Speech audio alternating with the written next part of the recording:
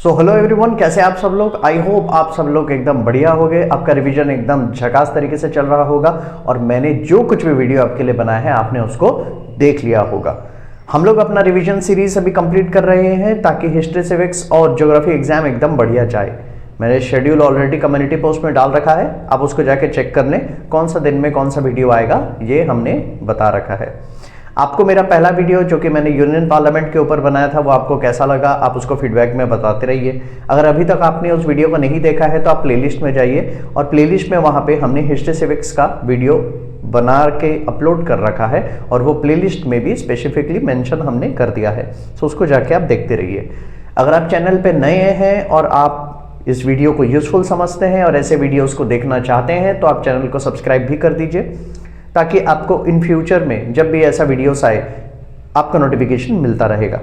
क्योंकि हमने ये रिवीजन सीरीज स्टार्ट किया है और हमने ये कहा है कि मैं एटलीस्ट ये एक इंश्योर करूंगा कि आपका हिस्ट्री, सिविक्स और ज्योग्राफी एग्जामिनेशन एकदम बेहतरीन तरीके से जाए।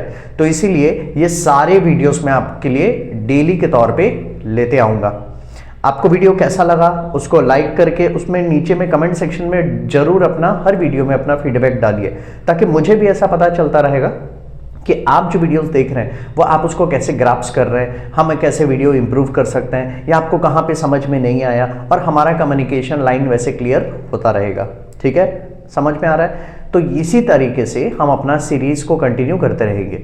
हाँ, अभी हिस्ट्री, सिविक्स और ज्योग्राफी एग्जामिनेशन में थोड़ा देरी है, उसके बीच में आपके साइंस के, आपके language paper, second language paper वो सब आते रहेंगे, उसको आप देते रहिए। मगर जब कभी भी आप ये वीडियो देख रहे हैं, हम ये स्पेसिफिकली 2026 बोर्ड एग्जामिनेशन के लिए हम तैयारी करवा रहे हैं ताकि अभी भी आपका अगर तैयारी नहीं हुआ है तो इस वीडियो के माध्यम से आपका तैयारी एकदम अच्छी तरीके से हो जाएगा। ओके, और अभी भी अगर आपने तैयारी मान लीजिए कर लिया है और आपको लगता है कि मैंने ये चीज़ जान रखा है, मैंने कर लिया है, तो आप इस वीडियो में बने रहिए। आपका चेक, आपका जो इन्फॉर्मेशन है वो डबल चेक होता रहेगा, एक और बार रिवीजन भी चलता रहेगा। ठीक है, सो ऐसे ही वीडियो पे बने रहिए, इसको ऐसे ही प्यार देते रहिए जैसे आप देते आ रहे हैं और हम आपके लिए वीडियो बनाते रहेंगे। सो हमने पहला वीडियो में हमने किया था यूनियन पार्लियामेंट और उसके ऊपर हमने ऑलरेडी वीडियो बना रखा है। आज है सेकंड डे और सेकंड डे के दिन में हम सिविक्स का एक और इम्पॉर्टेंट चैप्टर उठा के लाए हैं जो कि आपका एग्जामिनेशन में आने वाला है। बट यस, इस बार जैसे मैंने इंग्लिश लिटरेचर, इंग्लिश लैंग्वेज के लिए मैंने पेपर और आपके लिए हेल्प किया था, कुछ क्वेश्चन आंसर्स बना के रेडी किए थे, इस चीज़ का भी हो जाएगा। सारा इन्फॉर्मेशन कम्युनिटी पोस्ट में मैंने ऑलरेडी डाल रखा है कि हम अब से लेके आने वाले कुछ दिनों तक हम कैसे अपना अप्रोच लेने वाले हैं। क्लियर है? तो कुछ भी डाउट है तो उस सेक्शन में जाके आप देख लीजिए। आज हम स्टार्ट करने वाले हैं सबसे इंपॉर्टेंट चैप्टर, वो है सिविक्स का chapter number 2, that is the president of India. President of India एकदम इंपॉर्टेंट चैप्टर है, क्वेश्चंस ये हर साल आते ही आते हैं और इसमें फैक्चुअल के साथ में बहुत कॉन्सेप्चुअल चीजें भी पूछता है, इसका केस स्टडीज भी आता है। सो इस चैप्टर में हम डिटेल वाइज में समझेंगे और मैं आपको गारंटी दे रहा हूं कि इस वीडियो को देखने के बाद आप बोलोगे कि हाँ सर, मुझे प्रेसिडेंट का चैप्टर कंफर्मली क्लियर हो गया है। अभी आप मुझे कोई भी पूछ सके या कहीं भी कोई भी मुझे उठा के पूछ ले, मैं उसको वहां एक्सप्लेन कर सकता हूं या सकती हूं। आप ऐसा जरूर आपको फील होगा, देखना। ठीक है, तो चलिए आज क्या करते हैं, हम अपना कंटेंट स्टार्ट, और आप नोटबुक और पेन निकाल लीजिए, मेरे साथ नोट्स बनाते रहिए और आराम से चिल करके इसको समझते रहिए।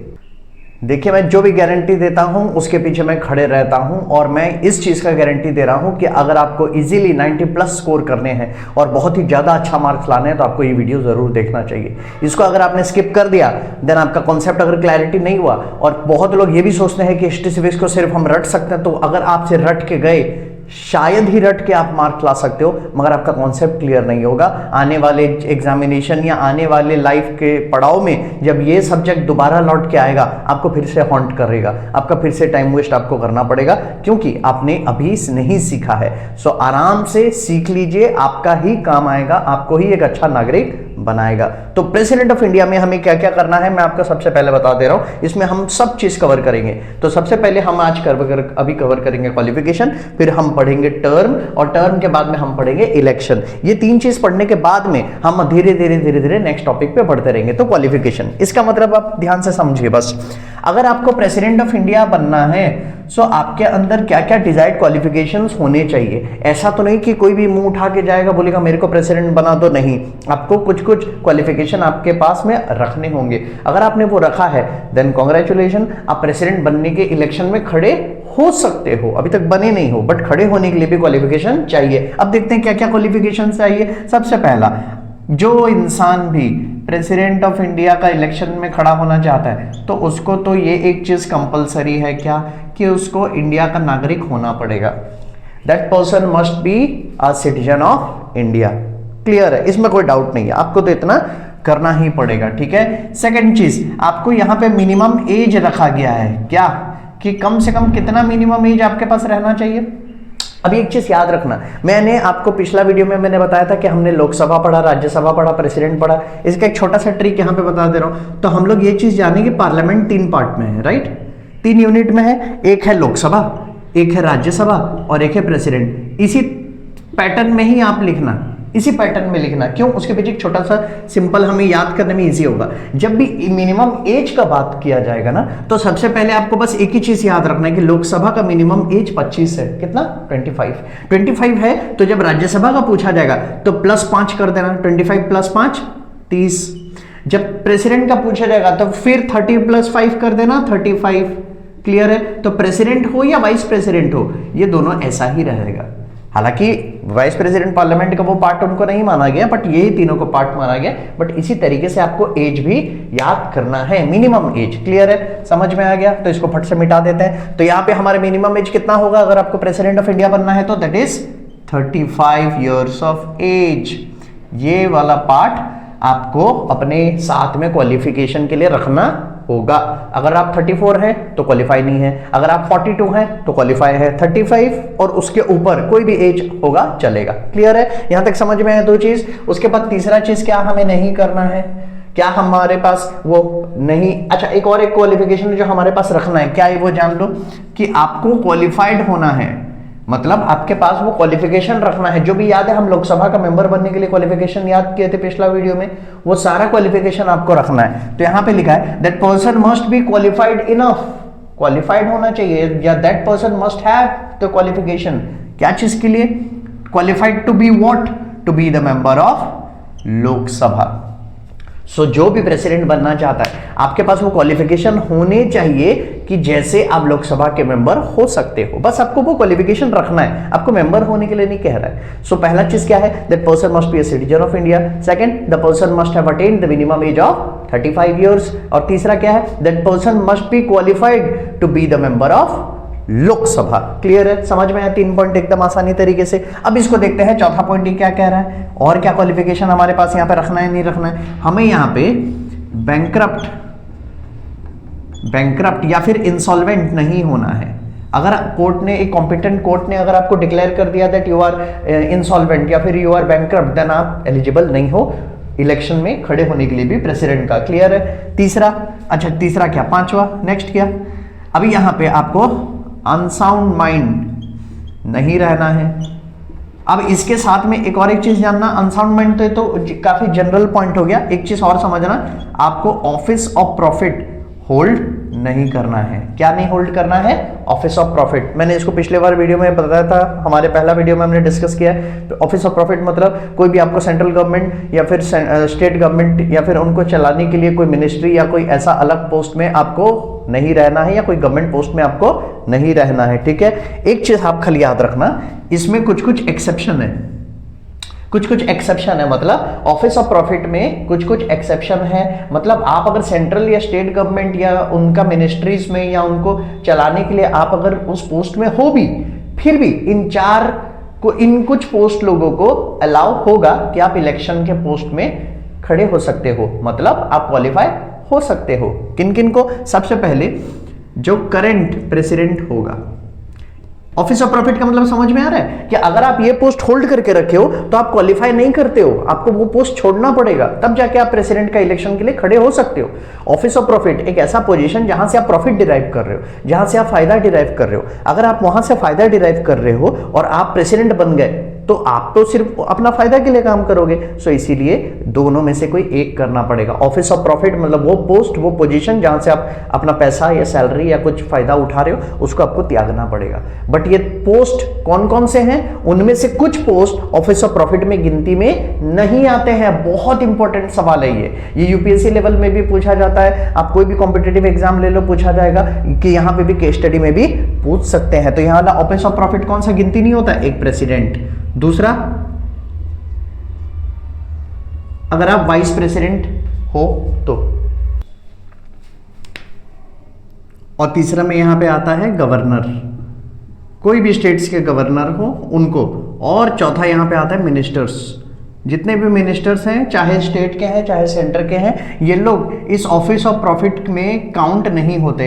मतलब कोई भी सिटिंग प्रेसिडेंट है, कोई भी अगर प्रेजेंट प्रेसिडेंट है या प्रेजेंट वाइस प्रेसिडेंट है या कोई भी स्टेट का गवर्नर है या फिर कोई भी मिनिस्टर है, स्टेट का हो कि यूनियन का हो, उन लोग ऑफिस ऑफ प्रॉफिट में काउंट नहीं होते। यहां तक क्लियर है? यहां तक समझ में आया कि ऑफिस ऑफ प्रॉफिट में काउंट क्यों नहीं होते और क्या नहीं होते? सो ये है हम लोग का क्वालिफिकेशन। इतना क्वालिफिकेशन आप अगर रखते हो तो आप सिर्फ मतलब एलिजिबल हो जाते हो कि आप इलेक्शन में जाओ। इतना समझना, बस आप एलिजिबल हो जाते हो कि आप इलेक्शन में जाओ। अभी भी कोई गारंटी नहीं है कि आप प्रेसिडेंट बनोगे, ठीक है। दूसरा चीज, इसके बाद क्या आता है? इसके बाद आता है कि आप जब नॉमिनेशन आपका होगा, आपका नॉमिनेशन होगा, तो नॉमिनेशन में भी कुछ कुछ प्रक्रिया है, कुछ कुछ प्रोसेस है। वो क्या है कि आपको वो कंपल्शन करना ही पड़ेगा, उसको फॉलो करना ही पड़ेगा। उसके बाद ही शायद जाके आप इलेक्शन के लिए खड़े हो सकते हो। तो पहले तो आपको क्वालिफिकेशन रखना है। क्वालिफिकेशन रखने के बाद में, उसके बाद में जो चीज आएगा वो है आपको नॉमिनेशन आपका उसी प्रकार से होना चाहिए। क्या नॉमिनेशन होना चाहिए?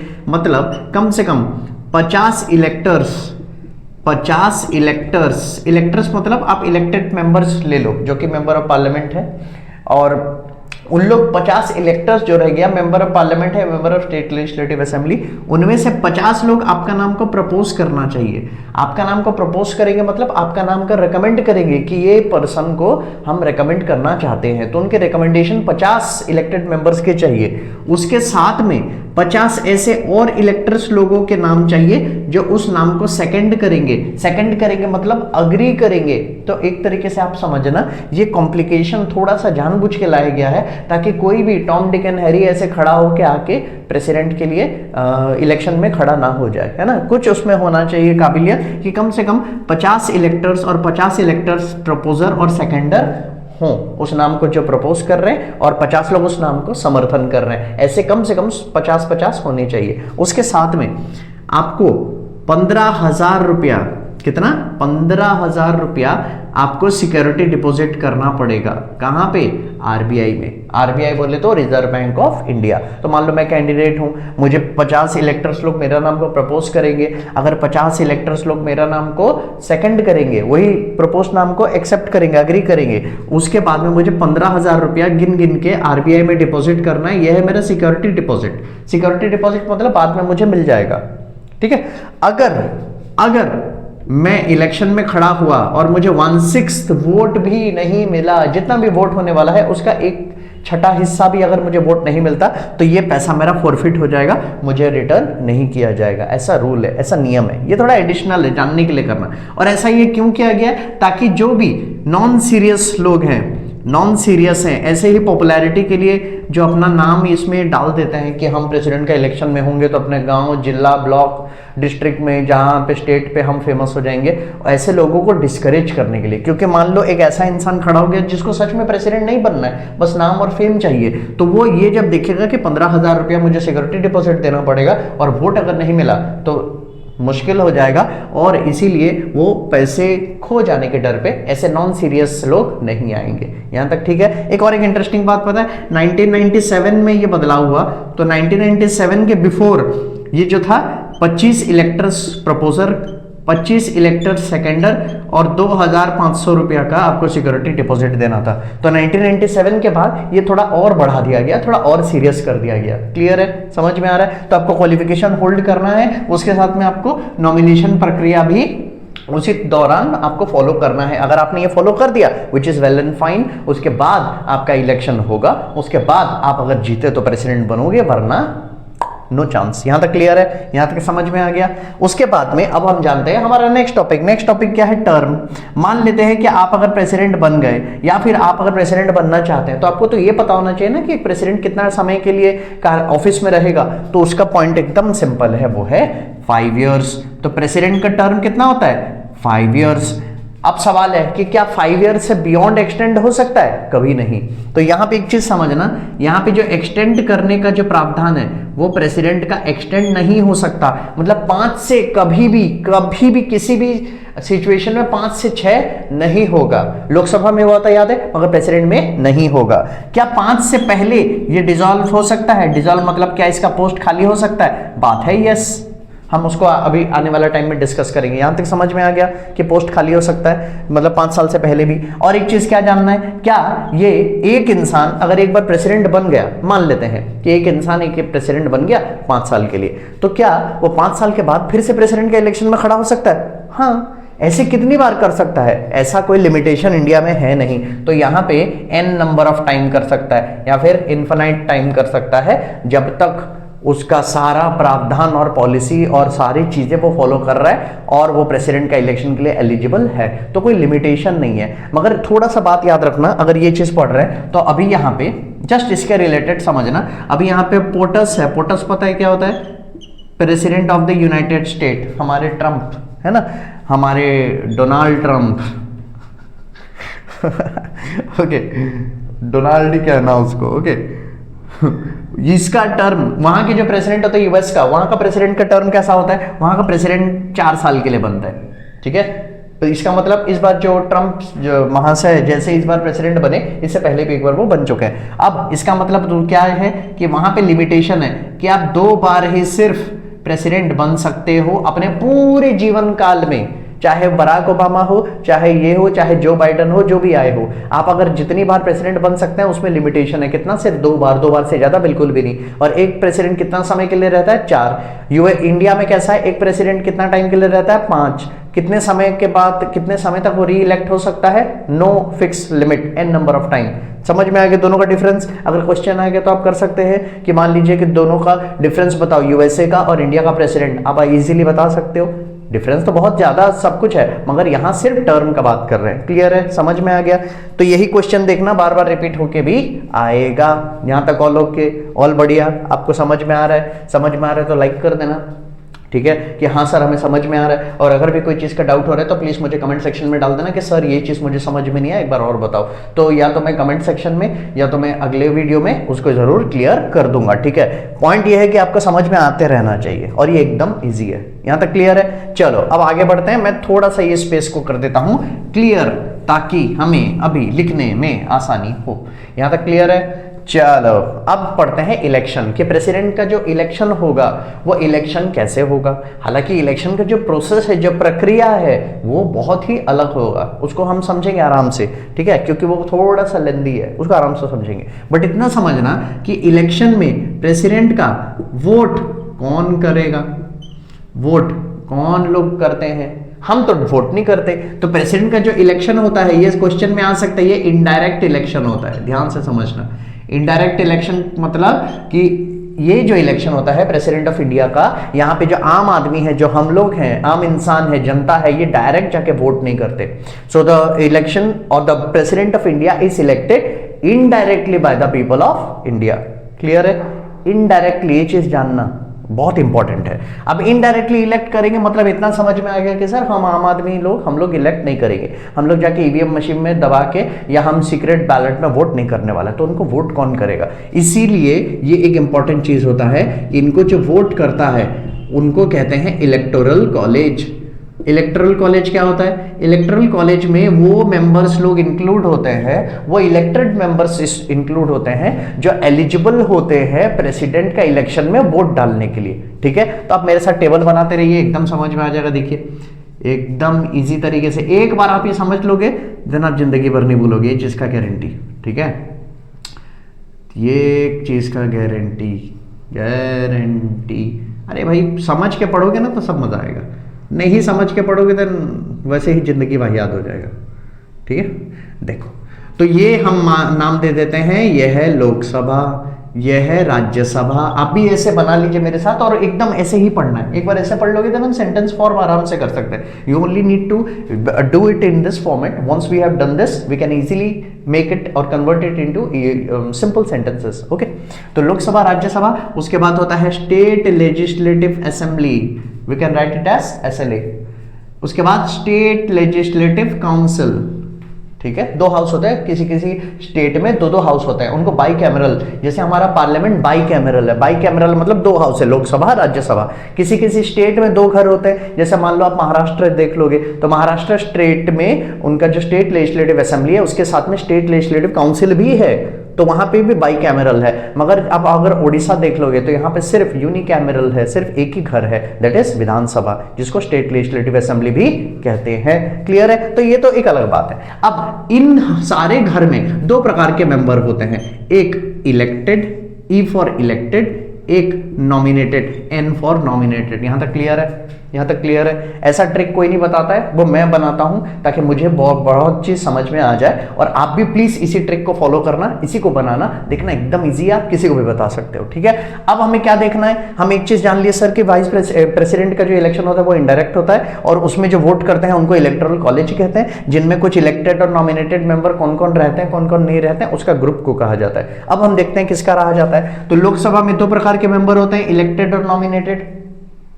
रिलैक्स, मैं समझ रहा हूं। आप अगर जब जानोगे लोकसभा आपने अगर पढ़ा होगा तो आप देखोगे, आप बोलोगे सर आपने तो सीधा कहा था कि 550 मेंबर होते हैं, उसमें से 530 इलेक्टेड होते हैं और 20 नॉमिनेटेड होते हैं। समझ में आ रहा है नॉमिनेटेड कैसे होते हैं, क्या होते हैं? अब ध्यान से समझना कि यहां पे जो भी इलेक्टेड है, नॉमिनेटेड है, जो हम पहला चैप्टर में कर रखे हैं उसको दिमाग में थोड़ा याद रखना। अगर भी नंबर याद नहीं है तो इतना याद रखना कि इन घरों में 2 प्रकार के मेंबर होते हैं, दैट इज इलेक्टेड और नॉमिनेटेड। अब लोकसभा का जो इलेक्टेड मेंबर जितने होंगे उनको वोट करना, उन लोग इस इलेक्शन में वोट कर सकते हैं। ओके, जो नॉमिनेटेड मेंबर है लोकसभा के वो लोग वोट नहीं कर सकते।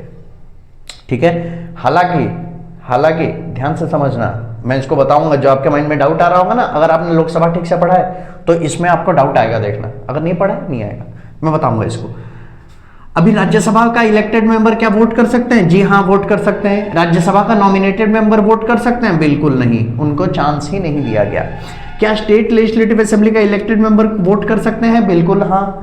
और नॉमिनेटेड मेंबर? बिल्कुल नहीं। और स्टेट लेजिस्लेटिव काउंसिल का इलेक्टेड और नॉमिनेटेड दोनों वोट नहीं कर सकते। अब आपको एक जेन्युइन डाउट मैं बता रहा हूं, देखो लोकसभा का याद है 550 मेंबर्स यहां पे टोटल होते हैं, जिसमें से हमारा स्टेट से आते हैं कितने? 530 इलेक्ट होके, और हमारा यूटी से आते हैं 20 इलेक्ट होके।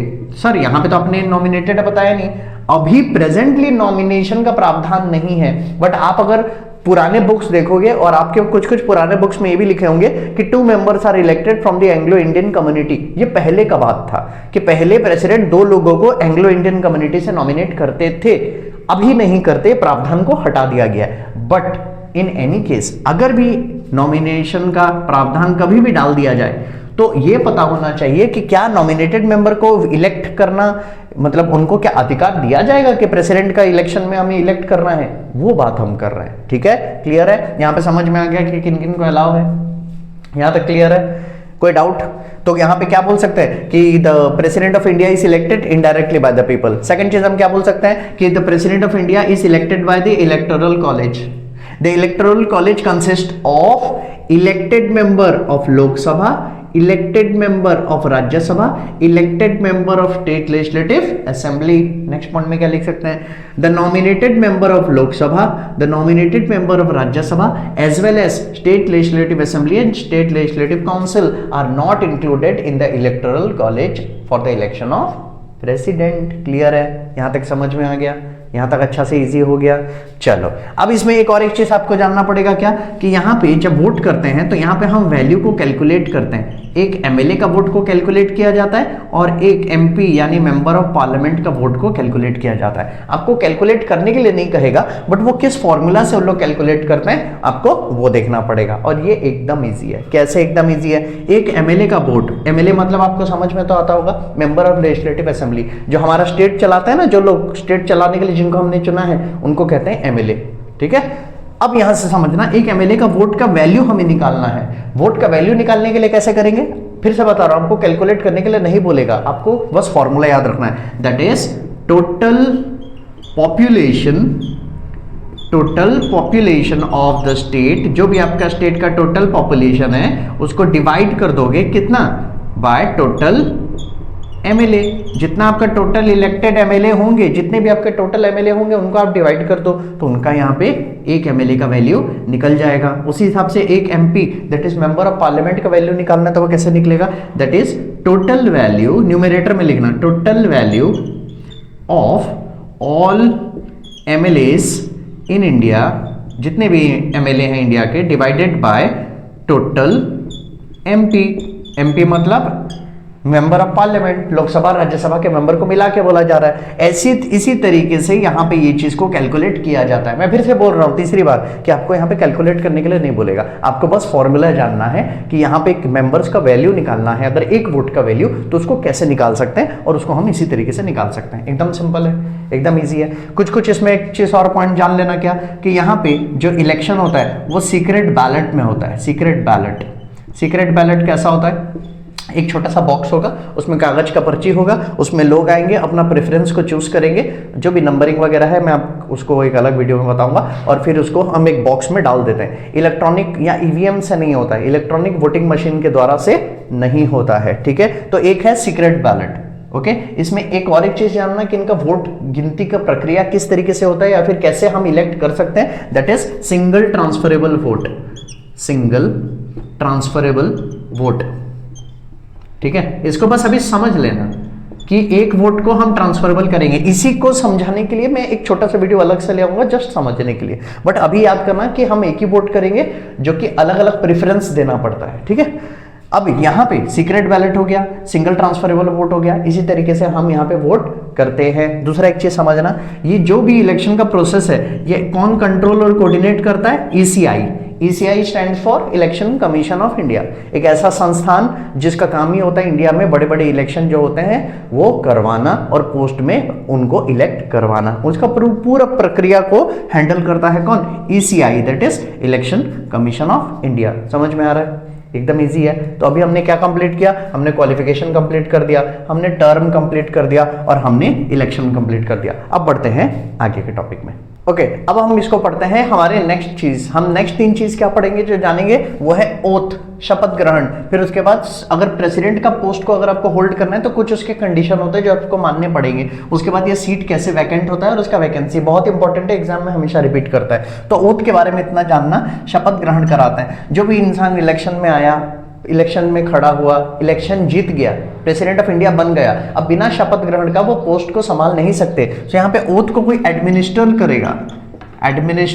कौन यहाँ पे एडमिनिस्टर करेगा, जो भी इंडिया का उस समय current chief justice of India होगा, जो भी उस समय इंडिया का current chief justice of India होगा। अभी हमारे चीफ जस्टिस कौन है, चीफ जस्टिस सूर्यकांत। ये चीज याद रखना आपको, ये जितने छोटे छोटे चीज है ना, ये आपको केस स्टडीज में पूछ लेते हैं। सो क्वेश्चन अगर आएगा, who administers the oath of the president of India, answer होगा the chief justice of India. और current chief justice of India कौन है, चीफ जस्टिस सूर्यकांत। यहां तक क्लियर है, एकदम छोटा सा पार्ट है जिसमें से मार्क्स आएगा। नेक्स्ट कंडीशन, अगर आपको कंडीशन देखो, कंडीशन तो ऐसे 5 है, मगर आपको मैं सिर्फ 3 कंडीशन बता रहा हूं। इस 3 कंडीशन को आप याद रखना। अगर आपको प्रेसिडेंट का पोस्ट को होल्ड करना है तो ये 3 कंडीशन आपको पूरा करना होगा। सबसे पहला क्या, that person must not be क्या, मेंबर, ओके, किस चीज का, आइदर ऑफ पार्लियामेंट और ऑफ स्टेट लेजिस्लेटिव असेंबली। मतलब जब मेंबर होगा, या स्टेट लेजिस्लेचर समझ लेना, स्टेट लेजिस्लेचर। जब हम स्टेट लेजिस्लेचर कहते हैं तो उसमें असेंबली और काउंसिल दोनों आ जाते हैं, है ना।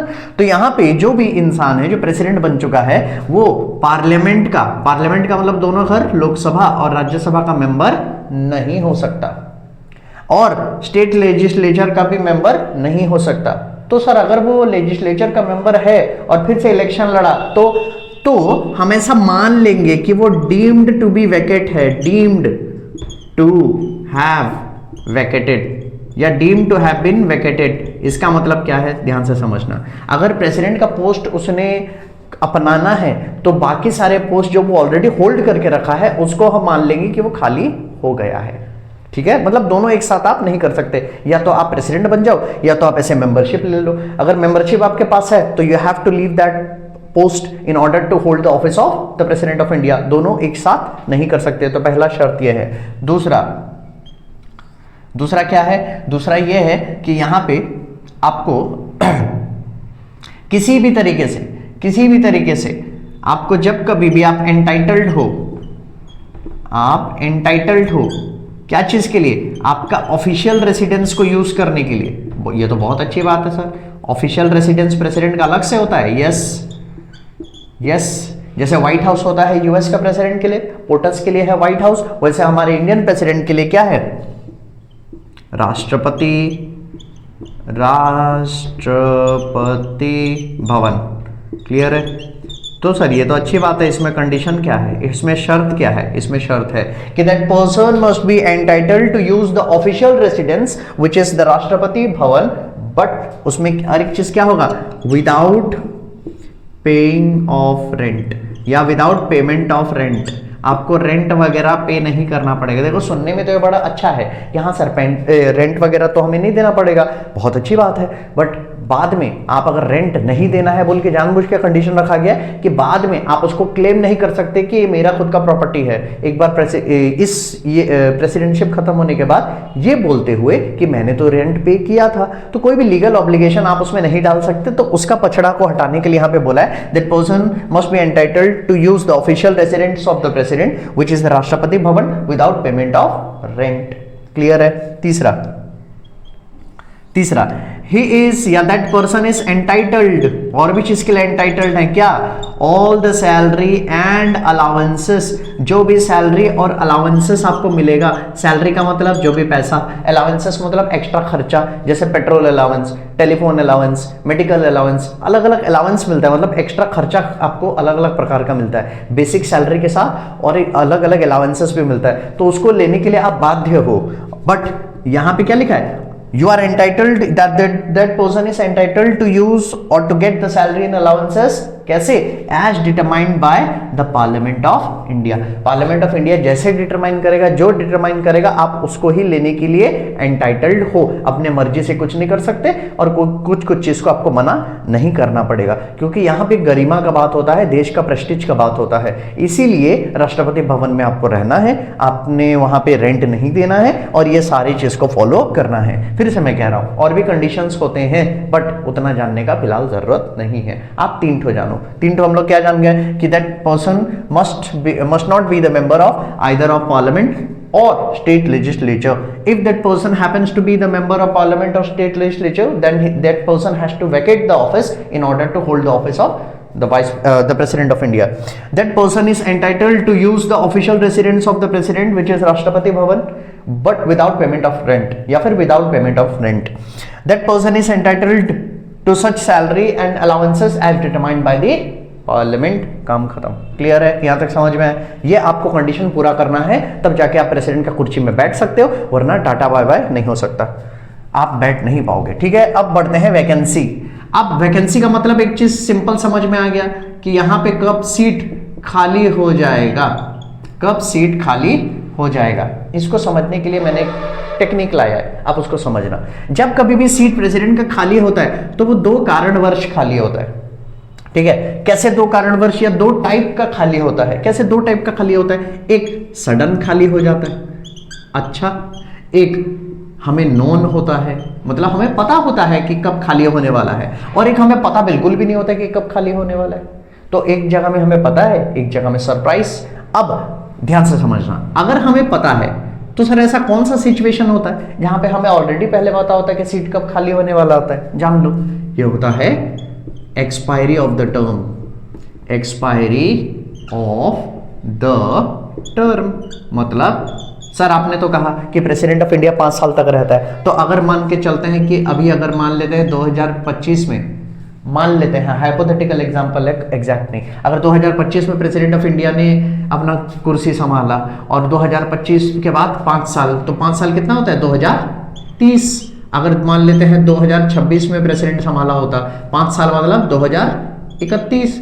अगर 2027 में प्रेसिडेंट ने पोस्ट संभाला तो 5 साल कितना, 2032। समझ में आ रहा है? तो ये तो हमें ऑलरेडी पता है sir, we already know that the seat of the president is going to be vacant. So what should we do? हम इलेक्ट करा देंगे जस्ट उसका वैकेंसी होने से पहले। वी हैव टू कीप और we have to elect the new president before the expiry of the normal term. ये तो इजी है। तो expiry of the normal term एक ऐसा सिचुएशन है जहां हमें पता होता है कि वैकेंसी होने वाला है, सीट खाली होने वाला है। बट ऐसे कुछ कैटेगरी होते हैं जहां पे हमें पता नहीं होता है कि प्रेसिडेंट का पोस्ट कब खाली होने वाला है। वो कौन कौन से सिचुएशन होते हैं? एक, मृत्यु, विच इज कॉल्ड डेथ, हमें पता नहीं, अभी तक तो सब प्रेसिडेंट सही सलामत है, बट हु नोस। दूसरा, अगर प्रेसिडेंट जिंदा है और उन्हें किसी कारणवश ये लगता है कि मुझे इस पोस्ट को नहीं संभालना है, जिसको कहते हैं त्याग पत्र देना या रेजिग्नेशन करना, है ना, रिजाइन कर देना, अपना पोस्ट को खुद से छोड़ देना, त्याग देना, या फिर उनको कोई निकाल देगा, रिमूवल। हम आने वाला टाइम में अभी पढ़ेंगे कि कैसे प्रेसिडेंट को निकाला जा सकता है। तो अगर वो मर गए, नहीं हो, या अगर वो रिजाइन कर दिए, या अगर उनको रिमूव कर दिया गया, या फिर किसी कारणवश ऐसा पता चला कि इलेक्शन में, जिस इलेक्शन से प्रेसिडेंट बने थे, वो इलेक्शन डिस्क्वालीफाई कर दिया गया है। ठीक है, इलेक्शन कमीशन ऑफ इंडिया को पता चलता है कि इलेक्शन एकदम फ्रॉड था, तो जिस इलेक्शन से प्रेसिडेंट को चुना गया था वो इलेक्शन में कुछ धांधलेबाजी हुई और वो इलेक्शन को डिसकंटिन्यू कर दिया गया या फिर डिस्क्वालीफाई कर दिया गया, तो प्रेसिडेंट तो गए। तो इन सब केस में इसको कहते हैं सडन वैकेंसी और इसको कहते हैं नॉन वैकेंसी। अब वैकेंसी कैसे होता है पता चल गया, अब फिल कैसे करें? सिंपल, अगर हमें पता है when we already know that the seat of the president of India is going to be vacant, then what is the next logical step to follow? Simple, हमें उसके पहले इलेक्शन करा देना है। So we have to conduct the election before. मैं ऐसा before लिख सकता हूं, आपको बिफोर नहीं लिखना है, पहले बता रहा हूं। So we have to conduct the election before क्या? Expiry of the term. Simple है सर, समझ में आ रहा है? समझ में आ रहा है कि सीट कैसे वैकेंट होता है और कैसे उसको फिल किया जाता है। एकदम लॉजिकल रीजनिंग के साथ में यहाँ पे जो रूल्स बनाए गए, देखो ये कोई फालतू रूल्स नहीं, एकदम लॉजिकल है। अगर पता है तो इलेक्शन पहले करा लो। आपको पता होता ना, जियो फोन करने लगता है कि 3 दिन खत्म होने से पहले वो आपको बोलता रहेगा, रिमाइंड कराता रहेगा कि भाई रिचार्ज करा लो। वो करना क्या है, वो हमें ये बता रहा है कि भाई एक्सपायरी ऑफ द टर्म, पहले इजीली रिचार्ज करा दो ताकि बाद में तकलीफ ना हो। उसी हिसाब से ये भी हमें कराना है। अगर सडन वैकेंसी है, ये बहुत इंपॉर्टेंट है, क्रूशियल है, इसमें से केस स्टडी भी आ सकता है, शॉर्ट क्वेश्चन भी आ सकता है, बस शांति से पढ़ना, सब समझ में आ जाएगा। ठीक है, देखो क्या है। अब यहां पे ये बोल रहा है कि अगर सडन वैकेंसी हो जाता है तो सीट हो गया खाली। सीट हो गया खाली तो भरे कैसे? क्योंकि हम अनप्रिपेयर्ड थे, हमें नहीं पता था कि सीट खाली होने वाला है। सो प्रिपरेशन के लिए हमें कुछ टाइम तो चाहिए, तो वो टाइम हमें दिया जाता है। ठीक है, टाइम कितना दिया जाता है? 6 मंथ्स। 1 नहीं, 2 नहीं, 3 नहीं, 6 मंथ का टाइम दिया जाता है। मतलब ये नहीं कि 6 मंथ के बाद करो, बोला जाता है कि 6 मंथ के अंदर में नया प्रेसिडेंट चुन के लाओ। तो ये जिम्मेदारी किसके ऊपर पड़ता है? 6 मंथ तक कौन एक्टिव हो जाता है? Election commission of India. हमने इलेक्शन पढ़ा था, कौन कौन वोट करता है, कैसे होता है, उन सारे लोग का प्रक्रिया फिर से कराना होता है। बट थोड़ा सा बफर टाइम दिया जाता है इलेक्शन कमीशन को, ताकि वो इलेक्शन अच्छी तरीके से करा सके। क्लियर है? क्लियर है। तो 6 महीने का टाइम देते हैं इलेक्शन कमीशन ऑफ इंडिया को। इसमें कोई डाउट आ रहा है?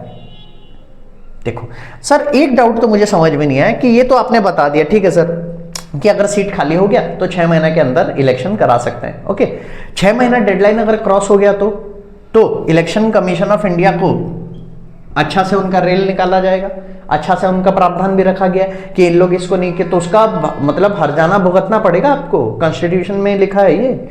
अच्छा सर, ये एक डाउट क्लियर हो गया कि अगर 6 महीना क्रॉस हो गया तो इलेक्शन कमीशन ऑफ इंडिया को भुगतान करना पड़ेगा। ठीक है, अगर सर 6 महीना तक मान लेते हैं कि 4 महीना लगा, मान लेते हैं कि 4 महीना लगा, तो सर 4 महीना तक क्या सीट में कोई भी प्रेसिडेंट बन के नहीं रहेगा? तो प्रेसिडेंट बन के कोई नहीं रहेगा तो सर हम अभी तो पार्लियामेंट चैप्टर में पढ़े थे कि लोकसभा, राज्यसभा, प्रेसिडेंट मिल के लॉ बनाते हैं, मतलब देश में 4 महीने तक लॉ नहीं बनेगा? नहीं बनेगा। कैसे बनेगा? इसी चीज के लिए तो वाइस कैप्टन रखते हैं कि अगर कैप्टन का तबियत खराब हो गया तो वाइस कैप्टन, प्रेसिडेंट का तबियत खराब हो गया तो वाइस प्रेसिडेंट। तो अगर प्रेसिडेंट यहां पे नहीं है तो वाइस प्रेसिडेंट रोल में आते हैं। क्या रोल में आते हैं? कि वाइस प्रेसिडेंट एक अलग पोस्ट बनता है, क्या? Acting president. वो प्रेसिडेंट नहीं बनते, वो एक्टिंग प्रेसिडेंट बन के वो टाइम संभालते हैं जब तक नया प्रेसिडेंट नहीं आ जाता। It means if the seat of the president is vacant due to any sudden reason as mentioned above, then for the remaining duration of the time और until and unless a new president is elected, the vice president of India act as acting president and he performs the function of the president of India, but like yeah as an acting president. Acting president बनेंगे, ये नाम कहा जाएगा acting president. और acting president ज्यादा से ज्यादा कितना टाइम तक रह सकता है? देखो लॉजिकली देखो 6 महीना। ये हम वाइस प्रेसिडेंट के चैप्टर में और डिटेल में कवर कर लेंगे। यहां तक क्लियर है? यहां तक समझ में आ रहा है? तो वाइस प्रेसिडेंट एक्टिंग प्रेसिडेंट बन के काम करेंगे, फिर जब प्रेसिडेंट आ जाएगा तो वाइस प्रेसिडेंट अपना जगह चले जाएंगे। क्लियर है? मेन लॉजिक ये है कि कभी भी फंक्शनिंग रुकना नहीं चाहिए, किसी भी हद में फंक्शनिंग जो भी रखा गया है वो ऑफिस खाली नहीं होना चाहिए, ताकि हमारा देश में सब काम अच्छे तरीके से चलता रहे। तो हमने क्या क्या पढ़ा समझ में आया? हमने यहाँ पे ओथ पढ़ लिया, हमने कंडीशन पढ़ लिया, हमने वैकेंसी पढ़ लिया। यहां तक समझ में आ गया?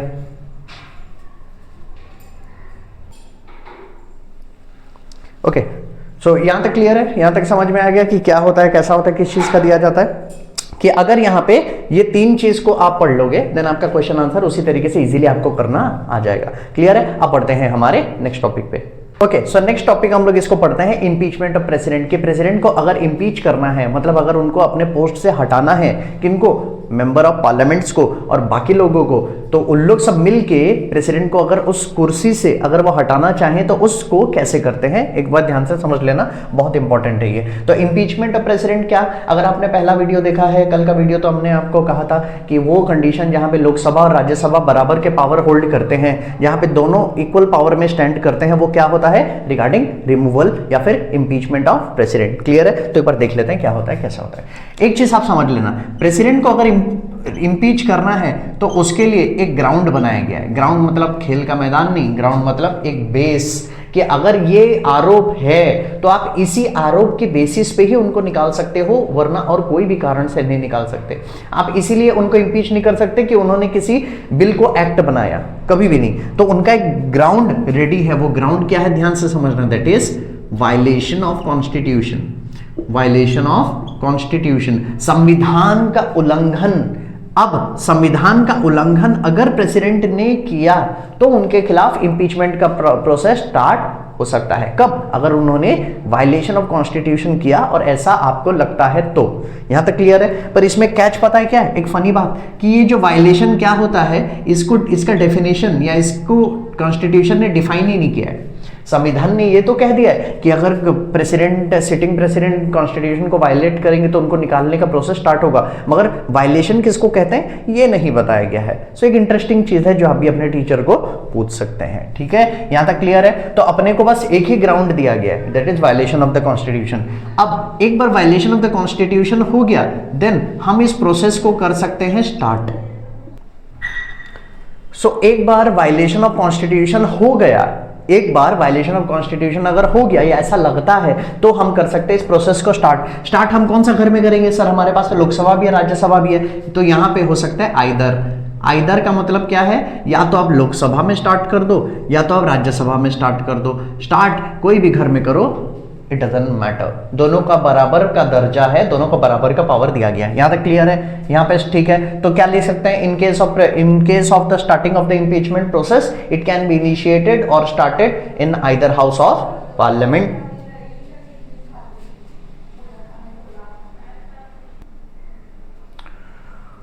ओके, सो थोड़ा सा अगर बैकग्राउंड नॉइज आ रहा है तो इसको अवॉइड करना। घर पे थोड़ा डिस्टर्बेंस होता है, जब भी बनाते हैं तो कुछ ना कुछ एक हेडेक हो ही जाता है। सो प्लीज़ थोड़ा सा उसको बेयर करना।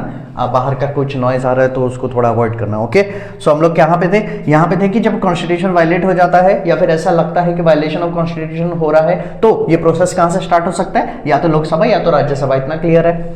एक बार ये जब स्टार्ट हो गया, एक बार जब ये प्रोसेस स्टार्ट हो गया तो यहाँ पे इसको 14 डेज का नोटिस दिया जाता है। मान लेते हैं इस सिचुएशन में कि लोकसभा में स्टार्ट हुआ, अभी के लिए मान लेते हैं कि लोकसभा में प्रोसेस स्टार्ट हुआ और उसके बाद 14 डेज का नोटिस दिया जाएगा। प्रोसेस एक बार स्टार्ट हो गया तो 14 डेज का नोटिस किसको दिया जाएगा? जो करंट सिटिंग प्रेसिडेंट है। 14 डेज का नोटिस क्लियरली दिया जाता है उस प्रेसिडेंट को ये इन्फॉर्म करने के लिए कि आपके खिलाफ इंपीचमेंट का प्रोसेस स्टार्ट हो चुका है। क्लियर है? उसके बाद पे यहाँ पे होता है वोटिंग, ध्यान से समझना। तो वोटिंग क्या होगा कि इनके ऊपर जो आरोप लगाया जाएगा क्या है, किया कॉन्स्टिट्यूशन को वायलेट किए हैं कि नहीं, उस पर डिस्कशन होगा, डिबेट होगा, फिर उसके बाद वोट किया जाएगा। वोट में दो ही चीज हो सकता है, या तो ये वोट पास हो जाएगा या तो आप लोग डिसएग्री करेंगे। अगर डिसएग्री करेंगे तो इंपीचमेंट प्रोसेस वहीं का वहीं एंड हो जाता है और प्रेसिडेंट को हम नहीं निकाल पाएंगे। यहां तक क्लियर है। अगर इंपीचमेंट मोशन यहां पे आप अगर पास कर देते हैं तो ये जाएगा अदर हाउस। अदर हाउस इस केस में कहां है और कौन है, राज्यसभा। यहां तक क्लियर है। अब एक चीज ध्यान से समझना, कोई भी वोटिंग का डिसीजन आपको 2/3 मेजॉरिटी के साथ में लेना होगा। 2/3 मेजॉरिटी किसका, ऑफ हाउस का। इसका मतलब क्या है, इसका मतलब क्या है, ये मान लेते हैं कि अगर आपके घर में मान लेते हैं लोकसभा में 90 मेंबर है तो 90 का 2/3 लोग जो एग्री करेंगे वही होगा, दैट इज 60। समझ में आ रहा है, समझ में आ रहा है। So in order to impeach the president of India 2/3 of the majority of the house is required. Clear है, क्वेश्चन में आता है बार बार। यहां तक समझ में आ गया। तो दूसरा घर में जाएगा। अब दूसरा घर में जब गया राज्यसभा में, यहां पे भी 2/3 मेजॉरिटी के साथ में इनको वोट किया जाएगा, इनको प्रोसेस को आगे बढ़ाया जाएगा। और अगर भी ये लोग 2/3 मेजॉरिटी के साथ में अगर ये अग्री कर दिए, अगर अग्री कर दिए तो प्रेसिडेंट को रिमूव मान लेंगे। क्यों, क्योंकि लोकसभा ने एग्री कर दिया और राज्यसभा ने एग्री कर दिया। बट अगर राज्यसभा 2/3 मेजॉरिटी से उस चीज को नहीं एक्सेप्ट करते, मतलब रिजेक्ट कर देते हैं, तो प्रेसिडेंट को इम्पीच नहीं किया जाएगा। इसका मतलब in order to impeach the president of India आपको सहमति चाहिए both the Lok Sabha and Rajya Sabha. In order to impeach the president of India, you need the approval of Lok Sabha as well as Rajya Sabha. Clear है, clear है। कोई एक house का domination नहीं हो सकता। इसलिए मैंने आपको कहा था ना कि यहाँ पे जब निकालना होगा तो दोनों घर को बराबर का पावर दिया गया है। एक चीज और ध्यान समझ लेना कि इनको निकालने का भी अगर क्वेश्चन आ जाए कि इनको कौन कौन निकाल सकता है, तो वही वाला टेबल बनाएंगे जैसे हम वहां पे टेबल बनाए थे इलेक्शन के समय, याद है। एक लोकसभा, एक राज्यसभा, एक स्टेट लेजिस्लेटिव असेंबली और एक स्टेट लेजिस्लेटिव काउंसिल। दो प्रकार के मेंबर होते हैं, एक इलेक्टेड एक नॉमिनेटेड। तो यहां पे ध्यान से समझना, रिमूवल का ये इलेक्टोरल कॉलेज है। रिमूवल का जो मेंबर है, कौन लोग इलेक्टोरल कॉलेज रिमूवल के समय में होते हैं, ये थोड़ा सा अलग होता है रिगार्डिंग इलेक्शन का। तो प्रेसिडेंट को इलेक्ट करने वाले कुछ थोड़े अलग होते हैं और उनको हटाने वाले थोड़े अलग होते हैं। कौन कौन है देखो, तो यहाँ पे लोकसभा का इलेक्टेड और नॉमिनेटेड मेंबर दोनों को अलाउ है। राज्यसभा का दोनों मेंबर इलेक्टेड और नॉमिनेटेड अलाउड है। राज्यसभा स्टेट लेजिस्लेटिव असेंबली और लेजिस्लेटिव काउंसिल, इनके दोनों ही मेंबर को अलाउ नहीं है। इसका मतलब ये लोकसभा और राज्यसभा मतलब सिर्फ member of parliament he remove कर सकता है प्रेसिडेंट को। ये क्वेश्चन आपको केस स्टडी में, एमसीक्यूज में और क्वेश्चन को समझ के आंसर करने में बड़ा काम आएगा। आईसीएसई ऐसा फॉलो करता है, जहां पे भी अगर आपको थोड़ा सा अंडरस्टैंडिंग मांग रहा है वहां पे आपको वो फट से केस स्टडी जैसा क्वेश्चन बना देगा। सो ये वाला क्लियर है, समझ में आ रहा है। समझ में आया मैंने क्या क्या बताया कि प्रेसिडेंट ऑफ इंडिया को कैसे इंपीच कर सकते हैं। इसमें एक चीज बस जान लेना कि इस इंपीचमेंट का प्रोसेस में प्रेसिडेंट को एक अलग से अधिकार दिया जाता है, that is right to appear. Right to appear का मतलब प्रेसिडेंट वहां पे अपीयर हो सकता है और अपना इंपीचमेंट प्रोसेस को होते हुए देख सकता है। क्लियर है, समझ में आ गया। यही है इंपीचमेंट प्रोसेस। कोई डाउट? आई डोंट थिंक कुछ होना चाहिए। अगर भी डाउट होगा तो कमेंट सेक्शन में आप अपना डाउट को क्लियरली मेंशन कर देना। अब पढ़ते हैं हमारे नेक्स्ट टॉपिक पे।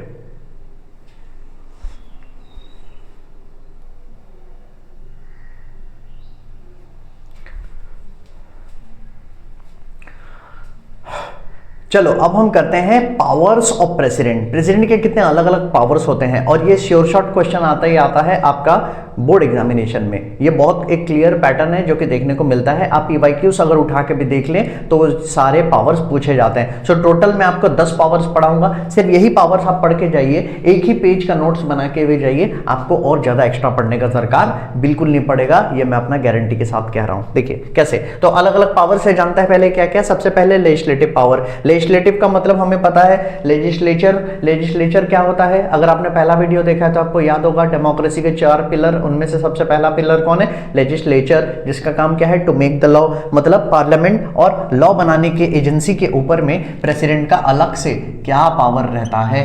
तो सबसे पहले आप अगर पहला वीडियो देखे हो तो आप अगर जानते हो कि प्रेसिडेंट का इन्वॉल्वमेंट क्या क्या है लोकसभा में, राज्यसभा में और पार्लियामेंट में, उन्हीं में से 4 पॉइंट उठा के लिख दो, वही उनका पावर है। तो एक बार देख लेते हैं फटाफट क्या क्या उनका पावर है। सबसे पहला ये प्रेसिडेंट क्या करता है, मैंने आपको बताया था पार्लियामेंट प्रोसीजर में समन करना, मतलब the president of India summon the members of the parliament according to the time and date as he specifically mentioned, या according to the time and date as he या she desired. Clear है? तो समन करना वो power किनको दिया गया? President को। तो ये है लेजिस्लेटिव पावर का पहला चीज। दूसरा चीज क्या सर, आपने तो ये भी कहा था कि वहां पे जो राज्यसभा होता है, राज्यसभा में 12 मेंबर को नॉमिनेट करते हैं। एग्जैक्टली ये भी पावर है। So the president of India elects, sorry the president of India nominates 12 members to Rajya Sabha. ये भी पावर है किसका? प्रेसिडेंट का। क्लियर है? 2 पॉइंट क्लियर है। हाँ, एक और एक चीज समझना, हम लोग सारा पॉइंट मैक्स टू मैक्स हम 4 पॉइंट पढ़ेंगे, क्योंकि हमें भी पता है long question max to max 4 point का आता है और उससे ज्यादा हमें नहीं आता है। जानने को तो बहुत सारा है, मगर हम 4 पॉइंट को कैरी करते हुए आगे जाएंगे। जब हमारा स्ट्रांग हो जाएगा, हमारा रिवीजन बहुत अच्छा हो जाएगा, उसके बाद अगर एडिशनल चीज जानना है तो हम रिवीजन करते समय मैं आपको एडिशनल चीज भी बता दूंगा, nothing to worry. But 4 point आपको समझना है, आपको जानना है, इतना याद रख लेना। ठीक है? अगर नॉमिनेशन में मान लेते हैं लोकसभा का अगर पुराना वाला पॉइंट होता तो वहां पे भी आप ये पॉइंट लिख सकते हो, इसमें ऐड करके क्या कि the president of India elects 2 from the Anglo Indian community, but वो होता था, तो इसलिए प्लीज अभी मत लिखना, अभी सिर्फ राज्यसभा का ये चीज को लिख लेना। यहां तक क्लियर है? यहां तक क्लियर है? ठीक है। और क्या पॉइंट है देखो, और लिखते हैं, प्रेसिडेंट एड्रेस करता है। एड्रेस करता है मतलब संबोधित करता है, भाषण देते हैं। So the president addresses the parliament. मैंने आपको कहा था पहला वीडियो में, ऐसा 2 ही सिचुएशन है जहां पे प्रेसिडेंट एड्रेस करते हैं। कब? एक हर जनरल इलेक्शन का पहला, जनरल इलेक्शन के बाद में, मतलब उनका पहला मीटिंग, और हर साल का पहला सेशन का पहला meeting, that is budget session. So the president of India addresses on 2 occasion, या give address या addresses the member of parliament on 2 occasion, that is after each general election, and second situation is at the start of each session every year, which is the budget session. Clear है? समझ में आ रहा है? यहां तक clear है? Next, चौथा एक नियम क्या है जो हम यहाँ पे इसी पावर में पढ़ेंगे? देखो यहाँ पे लिखा है यही वाला, तो यहाँ पे वो जो ऑर्डिनेंस है, ऑर्डिनेंस के बारे में हम जानेंगे, बता दूंगा। वो ऑर्डिनेंस को ये क्या करता है? प्रोमलगेट करता है। ऑर्डिनेंस के साथ में ये वर्ड लगाना, promulgate, PROMULGATE, promulgate. So the president promulgates an ordinance, मैं ऑडियंस बोल रहा था, सॉरी, प्रोमलगेट एन ऑर्डिनेंस कब? During recess. रिसेस का मतलब आप दूसरा चीज भी लिख सकते हो, अगेन स्पेलिंग मैंने तो कर दिया गुड़ गोबर, एक बार अच्छे से यहां पे लिख देता हूं, रिसेस, या फिर when the parliament is not in session. पहला वीडियो में मैंने कहा था ना, पार्लियामेंट सेशन में बीच बीच में ब्रेक होते हैं, उसको रिसेस कहते हैं। उस रिसेस में जब फंक्शनिंग नहीं हो रहा है तो प्रेसिडेंट ऑर्डिनेंस बना सकता है। So what is ordinance? Ordinance is basically एक टेम्पररी सिस्टम रखा गया है कि देश में कानून बनता रहे, क्योंकि देश में कानून बनाने वाले अगर ऑफ है इन द सेंस में, अगर रिसेस में है, जैसे लोकसभा, राज्यसभा तो फंक्शन कर रहा है, पर उनको भी अगर रिसेस में दिया गया है, रिलैक्स टाइम में अगर दिया गया है, तो तब प्रेसिडेंट वहां पे रहता है और प्रेसिडेंट लॉ बनाता है। तो प्रेसिडेंट के द्वारा बनाया गया लॉ को कहते हैं ऑर्डिनेंस, और इसका भी बहुत प्रोसेस है, प्रक्रिया है, उसको हम जानेंगे, उसके भी रूल्स एंड रेगुलेशन है। क्लियर है? और ये प्रेसिडेंट कब कर सकता है? सिर्फ रिसेस में कर सकता है, मतलब जब पार्लियामेंट सेशन में नहीं होता तब, उसके बाकी दौरान उसके पास पावर नहीं है। यहां तक क्लियर है? यहां तक समझ में आ गया? तो लेजिस्लेटिव पावर हम 4 चीज जान गए। अब हम पढ़ते हैं एग्जीक्यूटिव पावर। एग्जीक्यूटिव पावर एकदम इजी है। एग्जीक्यूटिव में कौन आता है? वो लोग आते हैं जो देश को चलाते हैं, जो लॉ बनता है तो बना हुआ लॉ को अप्लाई करवाते हैं। तो यहां पे सबसे पहला इसमें अपॉइंट करता है प्रेसिडेंट। प्रेसिडेंट किसको अपॉइंट करेगा? अलग अलग पोस्ट को। तो आप लोग अलग अलग जो पोस्ट है उसका नाम लिख देना। एक पोस्ट क्या है? यूपीएससी, आप लोग तो सुने होंगे, यूनियन पब्लिक सर्विस कमीशन। तो यूपीएससी का जो हेड होता है, जो चेयरमैन होता है, वो भी किसके द्वारा अपॉइंट किया जाता है? प्रेसिडेंट के द्वारा। और प्रेसिडेंट किसको अपॉइंट करता है? That is election commission. Election commission of India का जो हेड है, वो हेड कौन है? That is chief election commission. तो चीफ इलेक्शन कमिश्नर जो होते हैं, कौन? चीफ इलेक्शन कमिश्नर, उनको भी अपॉइंट करते हैं प्रेसिडेंट के द्वारा। तीसरा, प्रेसिडेंट और किसको नॉमिनेट अपॉइंट करता है? That is prime minister and other ministers.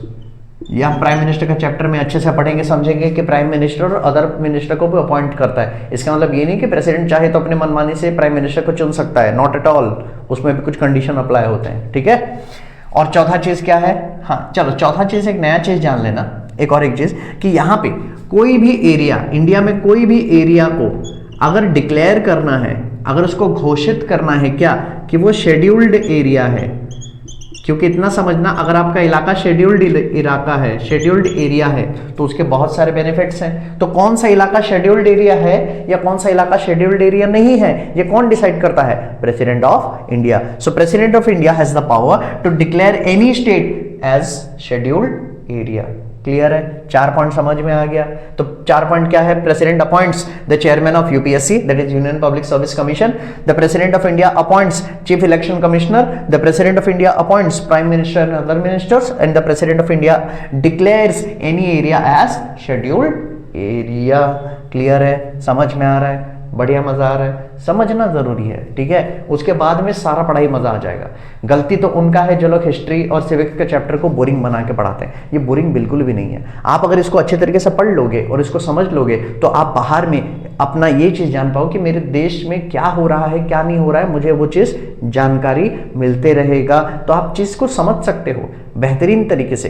क्या पता कल को आप कोई लॉ मेकर बन गए, कल को आप कोई बड़े बिजनेसमैन भी अगर बन गए, आप कुछ भी बन जाओ, ये सारे इंफॉर्मेशन आपको याद रखने पड़ेंगे, आपको समझना पड़ेगा। आपको एक बार समझ में आ गया ना कि मेरा देश कैसा चल रहा है, अगले दिन जो प्राइम न्यूज़पेपर होता है द हिंदू और इंडियन एक्सप्रेस खोल के एक बार देख लोगे और आपको जो लिखा होगा आपको समझ में आता होगा। समझ में आ रहा है? अभी क्या है, हमें बस रटाया जाता है कि 4 पॉइंट अब रट लो, पढ़ लो, बस रट लो, तो हम लोग उसको गधे के जैसा रट रहे करके बिना सोचे समझे। रट के मार्क्स तो आ जाता है मगर थप्पा चतुर्लिंगम का ही लगेगा आप पे। नहीं बनना, समझ के जाना। और ये चीज इतना इंटरेस्टिंग है, जितना आप समझने का कोशिश करोगे उतना ही मजेदार होते रहेगा। हिस्ट्री, सिविक्स, ज्योग्राफी, क्योंकि ये आपको स्मार्ट बनाता है।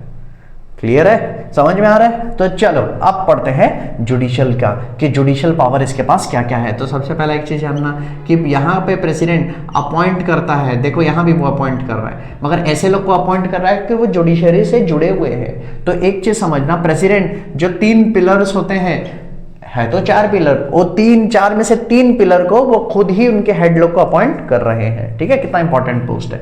सो प्रेसिडेंट क्या करते हैं? प्रेसिडेंट इलेक्ट करते हैं। किसको इलेक्ट करेंगे? चीफ जस्टिस ऑफ इंडिया को। यहां तक क्लियर है? और किसको करते हैं? हाई कोर्ट और सुप्रीम कोर्ट के जितने भी जजेस हैं। सो इसका मतलब क्या लिखेंगे? The president of India appoints the chief justice of India as well as the जजेस of high court and supreme court. इसमें एक चीज क्या हम लोग जान लेंगे कि यहां पे प्रेसिडेंट को अगर कुछ इंफॉर्मेशन चाहिए तो वो सीख कर सकते हैं। सीख कर सकते हैं मतलब उसको खोज सकते हैं, उस इंफॉर्मेशन के रिलेटेड, उस क्वेश्चन के रिलेटेड इंफॉर्मेशन को मांग सकते हैं। कहां से मांग सकते हैं? कोर्ट से। क्या लिख सकते हैं? The president of India seeks advice, कहां से? From the supreme court of India regarding any matter of law. Clear है? लॉ का कोई भी मैटर रिलेटेड हो तो उसमें से वो एडवाइस सीख कर सकते हैं, एडवाइस मांग सकते हैं। कहां से? Supreme court of India. Clear है? सब पॉइंट में क्लियर करवाऊंगा आपको, ताकि आप कल को ना बोलो कि सर ये पॉइंट छूट गया। और आप क्वेश्चन पेपर देखते ही मैं 100% गारंटी दे रहा हूं आप सारा चीज अटेंड करोगे। हिस्ट्री, सिविक्स पूरा धजिया उड़ा दोगे, पूरा आग लगा दोगे। यहां तक क्लियर है? यहां तक क्लियर है? अब पढ़ते हैं फाइनेंस का पावर। फाइनेंस का 4 पावर क्या क्या है सर? फटाफट बता दीजिए। चलो बता देते हैं। सबसे पहला कि यहां पे जब भी मनी बिल आता है, हमने तो मनी बिल के बारे में पिछले बार में जाना था। सो मनी बिल सिर्फ और सिर्फ प्रेसिडेंट के रिकमेंडेशन से ही आ सकता है, वरना नहीं। मनमानी प्रेसिडेंट का चलता है कि प्रेसिडेंट जब बोलेगा मनी बिल आए तो वो उसके रिकमेंडेशन से ही, प्रेसिडेंट का रिकमेंडेशन से ही मनी बिल को ला सकते हैं। सो प्रेसिडेंट, या फिर ये लिख सकते हो money bill can be introduced in कौन सा house? In Lok Sabha. So money bill can be introduced in Lok Sabha only with the prior recommendation of president of India. Clear है? समझ आ रहा है? सो प्रेसिडेंट क्या करता है? इस बिल को लाने के लिए बोलता है, रेकमेंड करता है, और बिना प्रेसिडेंट के रिकमेंडेशन से मनी बिल नहीं आ सकता। क्लियर है? चलो सेकंड, प्रेसिडेंट और क्या करता है? कॉन्स्टिट्यूट करता है। कॉन्स्टिट्यूट करता है मतलब STITU, मैंने क्या क्या लिख दिया? STITUTE। चलो, कॉन्स्टिट्यूट करता है मतलब क्रिएट करता है। क्या कॉन्स्टिट्यूट करता है? FC मतलब फाइनेंस कमीशन। अगर आपने इसके बारे में सुना है that is well and fine, अगर नहीं सुना है तो मैं आपको बता देता हूँ। फाइनेंस कमीशन एक ऐसे लोगों का ग्रुप होता है, एक ऐसा इंस्टीट्यूशन होता है, टेम्पररी इंस्टीट्यूशन, जो वो 5 साल तक काम करता है। ऐसा एक ग्रुप है समझना, जो 5 साल तक काम करेगा। ठीक है सर, 5 साल तक क्या काम करेगा? जितना पैसा भी आया है वो पैसा स्टेट और सेंटर के बीच में ये डिवाइड करेगा। क्लियर है? सो ये फाइनेंस कमीशन, जो कमीशन बनाया जाता है, कुछ लोग उसमें रहते हैं, एक चेयरमैन उसमें रहता है और वो लोग 5 साल तक एक्टिव रहते हैं। फाइनेंस कमीशन का मेन काम क्या रहता है? It is constituted for how many years? For 5 years. कौन इसको कॉन्स्टिट्यूट करेगा? President of India. What is the main task? To divide resources between state and centre. Clear है? क्लियर है? तो इसको कौन डिवाइड कर रहा है, कौन इसको अपॉइंट कर रहा है, समझ में आ रहा है? That is president of India. यहां तक क्लियर है? यहां तक क्लियर है? दूसरा, कंटिजेंसी फंड ऑफ इंडिया बोल के एक फंड होता है। मान लेते हैं देश में आपातकालीन स्थिति को संभालने के लिए जो एक्स्ट्रा पैसा चाहिए, उसके लिए एक अलग से गुल्लक बना के रखा है, एक अलग से हम फंड बना के रखते हैं जिसका नाम है कंटिजेंसी फंड ऑफ इंडिया। मैं कहीं लिख दूं क्या आप समझ सकते हैं? चलो लिख देता हूं, फिर मिटा दूंगा। ये है कंटिजेंसी फंड ऑफ इंडिया। तो ये क्यों बनाया गया है? ताकि हम जो नेचुरल कैलामिटी हो, फ्लड हो, अर्थक्वेक हो, है ना, ये सब चीजों पे जो खर्चा होता है एक्स्ट्रा पैसा, वो एक्स्ट्रा पैसा खर्चा करने का जो चाबी होता है वो किसके हाथ में होता है? प्रेसिडेंट के हाथ में होता है। सो प्रेसिडेंट क्या करता है? उस फंड से एडवांस निकाल सकता है। कहां से? Contingency fund of India. So the president of India can make advances out of contingency fund of India. यहां तक क्लियर है? यहां तक क्लियर है? एकदम ईजी है। अब चौथा क्या है, एक बार जान लेते हैं कि यहां पे एनुअल फाइनेंशियल स्टेटमेंट जो होता है, जिसको हम अपने आम भाषा में कहते हैं बजट। तो बजट को थोड़ा सा लीगल टर्म पे कहते हैं एनुअल फाइनेंशियल स्टेटमेंट, जो कि एनुअल है, सालाना है, फाइनेंशियल स्टेटमेंट है। तो एनुअल फाइनेंशियल स्टेटमेंट जिसको हम बजट कह रहे हैं, इसको कॉज टू बी लेड कौन करता है? Cause to be laid. Cause to be laid का मतलब प्रेसिडेंट उस चीज को रिप्रेजेंट करता है, उस चीज को टेबल करने में काम करता है। इसका मतलब बजट बिना प्रेसिडेंट के सहमति से उसको टेबल नहीं किया जाएगा, उसको प्रेजेंट नहीं किया जाएगा। सो प्रेसिडेंट क्या करता है? प्रेसिडेंट कॉज टू ले क्या करता है? The annual financial statement in parliament. Clear है? या फिर आप सिंपल भाषा में लिख सकते हो कि it is only because of the president of India that the annual financial statement और the budget is tabled in parliament. Clear है? 4 फाइनेंशियल फंक्शन समझ में आ गया? एकदम इजी है, एकदम इजी है। चलो आगे बढ़ते हैं। Next, military. मिलिट्री हेडिंग में क्या क्या लिख सकते हैं? सिंपल, जितना भी हमारा चीफ होते हैं, चीफ किसके? हमारे मिलिट्री के 3 विंग्स होते हैं। जमीन में चलने वाले आर्मी, पानी में जाने वाला नेवी और हवा में उड़ने वाला एयरफोर्स। इनके जो कमांडर होते हैं, इनके जो चीफ होते हैं, इनके जो मुखिया होते हैं, उनको कौन चुनता है? उनको चुनता है प्रेसिडेंट ऑफ इंडिया। ठीक है, ध्यान से समझ में आए? सो ये जो 3 विंग्स होता है मिलिट्री का, that is army, navy and air force, इनका जो चीफ होता है वो चीफ को कौन इलेक्ट करता है? President of India. तो हम यहाँ पे क्या लिख सकते हैं? The president of India elects the chief of the 3 wings, that is army, navy and air force. यहां तक समझ में आए? एकदम इजी है, समझ में आ रहा है? क्लियर है? नेक्स्ट, एक और एक पॉइंट क्या हो सकते हैं यहाँ पे पता है? बाय द वे, प्रेसिडेंट को सुप्रीम कमांडर ऑफ, इसीलिए भी एक कारण भी है कि प्रेसिडेंट को सुप्रीम कमांडर ऑफ मिलिट्री भी कहा जाता है, या ऑफ इंडियन मिलिट्री भी कहा जाता है। सुप्रीम कमांडर ऑफ मिलिट्री किनको? प्रेसिडेंट को कहा जाता है। ठीक है, क्लियर है? ये बस एडिशनल पॉइंट है, एक बार जान के रखे रहना। फिर तीसरा पॉइंट हम क्या लिख सकते हैं? प्रेसिडेंट कैन डिक्लेयर वॉर और conclude war and declare peace. हम लोग इस चीज में फाइनली हम वो पॉइंट क्या लिखेंगे? The president of India declare war और conclude peace but with the approval of parliament. So parliament का अप्रूवल लेने के बाद में, उसके बाद में ये वॉर या पीस को वो डिक्लेयर कर सकते हैं। एकदम सिंपल है। अगर क्वेश्चन आएगा बोर्ड एग्जामिनेशन में कि मिलिट्री पावर बताओ प्रेसिडेंट का, तो आप इसको लिख सकते हो कि the president appoint the chief of all the 3 wings of military, that is army, air force and navy. Second, he is also called as the supreme commander of Indian military. ठीक है, नेक्स्ट में लिख सकते हो the president of India can declare war और conclude peace with the approval of parliament of India. Clear है? यहां तक समझ में है? एकदम इजी है, ज्यादा इसमें कुछ हार्ड है नहीं। अब बढ़ते हैं हमारे नेक्स्ट पावर की ओर। नेक्स्ट पावर है डिप्लोमेटिक पावर। अब इसमें सिंपल एक चीज समझना कि डिप्लोमेटिक पावर एकदम इजी है। क्या डिप्लोमेटिक पावर इजी है? कि यहाँ पे जो भी एम्बेसडर होते हैं, एम्बेसडर कौन होता है? जिनको कहते हैं राजदूत, जो कि एक कंट्री को रिप्रेजेंट करते हैं कोई दूसरा कंट्री में, उनको एम्बेसडर कहते हैं। इनको सेंड करना या इनको रिसीव अगर करना हो तो प्रेसिडेंट करता है। सो प्रेसिडेंट क्या करता है? The president of India sends और रिसीव्स एम्बेसडर्स। क्लियर है? या फिर और इसको डिवाइड करके लिख सकते हो, तो president of India send ambassadors to other country as well as receive ambassadors from other countries. Clear है? क्लियर है? नेक्स्ट, जितना भी इंटरनेशनल ट्रीटी है, इंटरनेशनल ट्रीटी वो सारा साइन किया जाता है। देखो कोई भी साइन कर दे, कोई भी है इंसान वो साइन कर दे, बट वो प्रेसिडेंट के नाम पे, उनके बिहाफ पे साइन होता है। तो हम इसमें क्या कह सकते हैं? All the international treaties are signed on behalf of the president of India. यहां तक क्लियर है? यहां तक समझ में आ गया कि प्रेसिडेंट ऑफ इंडिया के नाम पे ट्रीटी साइन होते हैं और कंक्लूड किए जाते हैं। Next, president of India represent करते हैं अपने आप को कहां पे? ग्लोबल लेवल में। ओके, किसको रिप्रेजेंट करते हैं? ऑफ कोर्स हमारे कंट्री को। सो the president of India represents the nation on a global level या इन इंटरनेशनल इवेंट्स। क्लियर है? कोई समिट हो रहा है, कोई मीटिंग हो रहा है, कोई कुछ हो रहा है, और वहां पे प्रेसिडेंट ऑफ इंडिया को ये पावर भी दिया जाता है कि आप इंडिया की तरफ से ऑफिशियल रिप्रेजेंटेशन बन के जाओ। सो वहां पे प्रेसिडेंट ऑफ इंडिया ये भी कर सकते हैं। तो ये स्पेसिफिकली आता है हम लोग का किसमें? ये आता है हम लोग का डिप्लोमेटिक पावर में। यहां तक समझ में आ गया? यहां तक एकदम क्लियर है, इसमें ज्यादा कुछ सोचना नहीं है। इमरजेंसी का पावर रिलेटेड में यहां पे है, यहां पे एक फंक्शन आता है। जैसे इमरजेंसी होते हैं 3 प्रकार के, ठीक है? 3 प्रकार क्या होता है? एक होता है नेशनल इमरजेंसी, एक होता है प्रेसिडेंट रूल, और एक होता है फाइनेंशियल इमरजेंसी।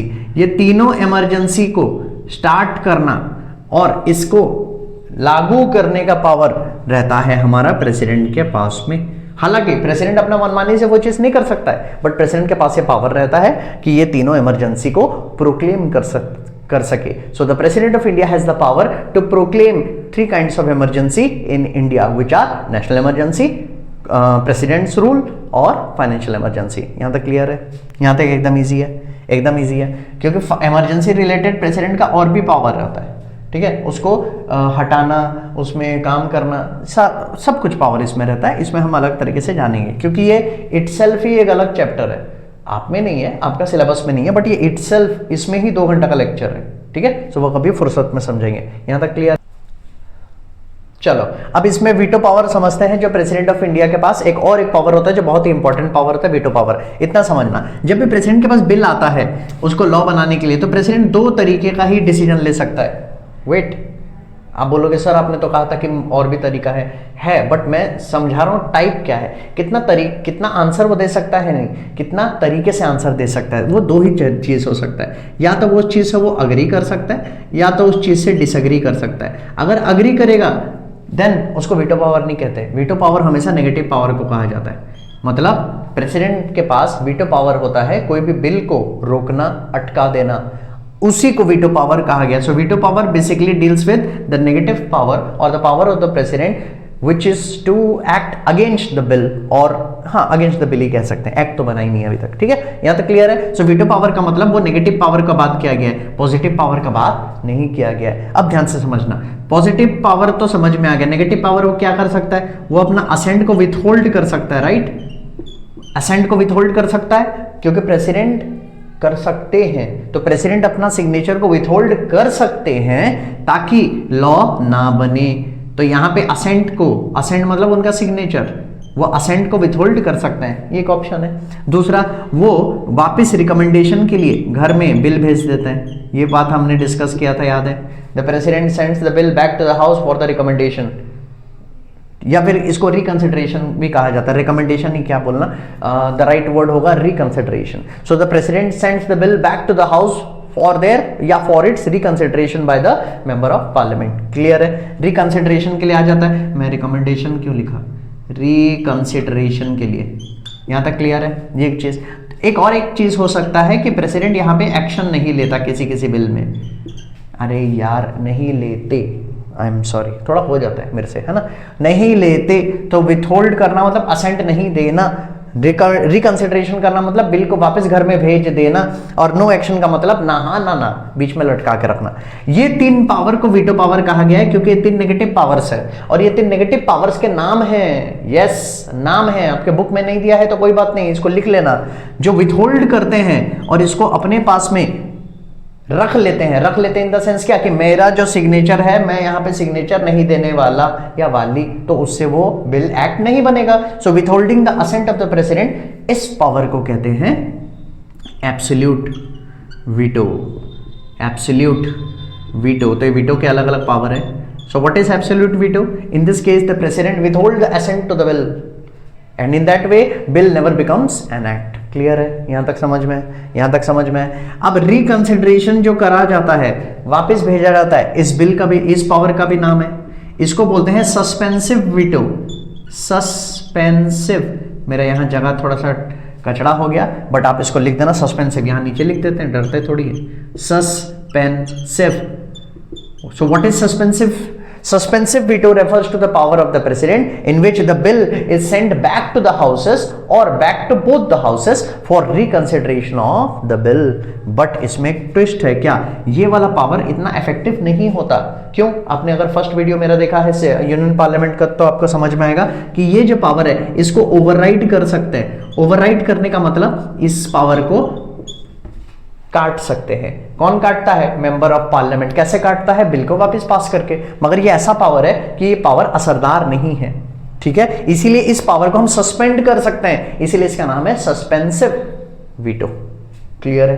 एब्सोल्यूट वीटो क्या? एब्सोल्यूट पावर, एब्सोल्यूट ताकत, आप उसमें कॉम्प्रोमाइज कर ही नहीं सकते, उस पावर को आप काट ही नहीं सकते। तो प्रेसिडेंट का ये पावर है, असेंट नहीं देंगे तो नहीं देंगे, क्या कर लोगे? जाओ, एब्सोल्यूट पावर। मगर ये पावर को सस्पेंड हो सकता है, इसलिए इसका नाम है सस्पेंसिव पावर। और तीसरा काम है नो एक्शन लेना। नो एक्शन लेना मतलब ना हाँ बोलना ना बोलना। इसका एक फनी नाम है, इस वीटो का नाम क्या पता है? इस वीटो का नाम है पॉकेट वीटो।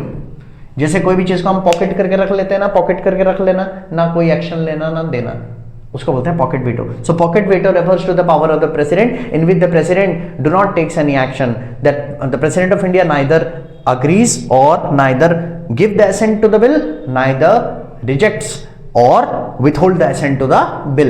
बात खत्म। इसको बोलते हैं पॉकेट वीटो। इसको आप कुछ नहीं कर सकते, इसमें आप कुछ नहीं कर सकते। प्रेसिडेंट ने कर दिया तो बात कर दिया। थोड़ा एक्स्ट्रा चीज और बताओ, एक एक्स्ट्रा चीज और बताओ, समझने में इजी होगा। चलो बता देता हूँ, हम फिर ऑर्डिनेंस और पार्डनिंग पावर में आएंगे, ठीक है? ये चीज जान लेना, बड़ा इंटरेस्टिंग है, छोटा सा चीज है, ठीक है? सिंपल है, एकदम सिंपल। मैंने आपको बताया था ना कितने टाइप ऑफ बिल्स होते हैं पहला पार्ट में, यूनियन पार्लियामेंट। अगर आपने पहला वीडियो नहीं देखा है तो अभी समझ में नहीं आएगा। तीन प्रकार के बिल होते हैं, तो यहाँ पे मैं फटाफट लिख देता हूँ। एक होता है ऑर्डिनरी बिल, एक होता है मनी बिल, और एक होता है अमेंडमेंट बिल। यहाँ तक क्लियर है? ये तीन प्रकार के बिल होते हैं। और हमें पता है कि प्रेसिडेंट बेसिकली तीन प्रकार का पावर वो अपने साथ होल्ड करके रखता है। या तो वो अग्री करेगा, अग्री करेगा का मतलब होता है रेटिफाई करना। सो रेटिफाई कब करना मतलब टिक करना, मतलब अपना असेंट को दे देना। दूसरा ऑप्शन उसके पास क्या रहता है? विथहोल्ड करना। विथहोल्ड करना, विथहोल्ड करने का मतलब होता है अपना सिग्नेचर या साइन नहीं देना, असेंट नहीं देना, जिससे कि बिल रिजेक्ट हो जाता है एक प्रकार से। और तीसरा क्या होता है? बिल को वो रिटर्न कर देते हैं, है ना? रिटर्न कर देते हैं, जिसको मैं आरसी या फिर रिकंसिडरेशन कहता हूं। यहां तक समझ में आए? यहां तक समझ में आए? तो फटाफट एक छोटा सा टेबल बना देंगे और ये देखेंगे कि ये तीन प्रकार का बिल रिलेटेड प्रेसिडेंट के पास कौन सा बिल में कितना पावर रहता है। एकदम इजी, एकदम आसान, एकदम बेहतरीन तरीके से। पहली बार बता रहा हूं मैं, एकदम अच्छे तरीके से समझ में आएगा, आप भी बता दोगे।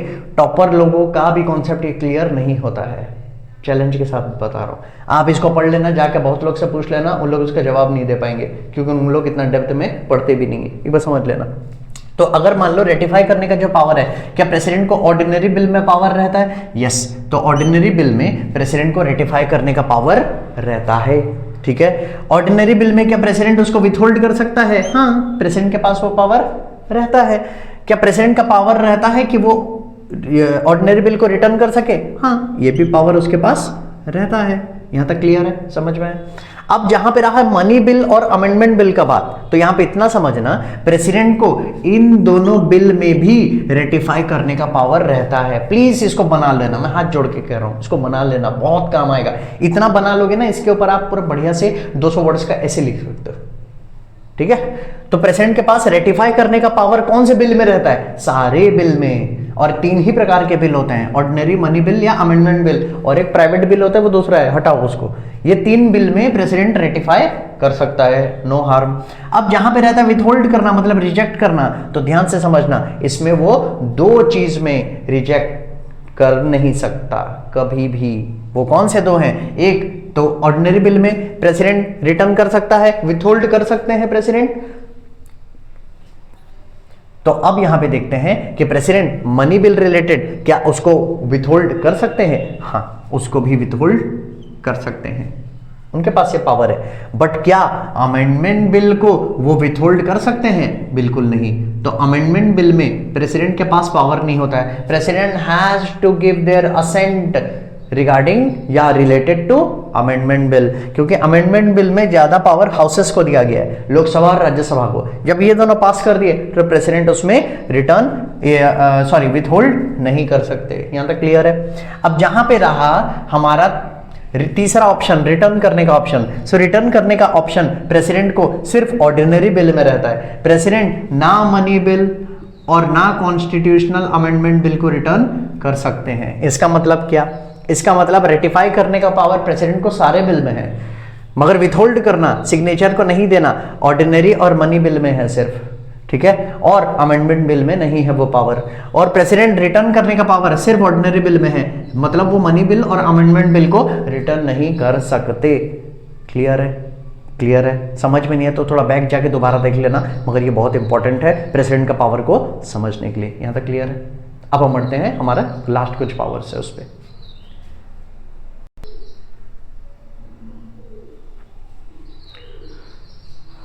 नेक्स्ट पावर है ऑर्डिनेंस रिलेटेड पावर। ऑर्डिनेंस मैंने आपको बताया था क्या है क्या नहीं, उसके रिलेटेड कुछ पावर है। उसके रिलेटेड पावर क्या है कि ये ऑर्डिनेंस को प्रेसिडेंट सिर्फ रिसेस या फिर व्हेन पार्लियामेंट जब सेशन में नहीं रहता है, जब पार्लियामेंट सेशन में नहीं रहता है तभी इस चीज को ला सकते हैं। So the president can promulgate ordinance only when the parliament is not in session या फिर ड्यूरिंग रिसेस।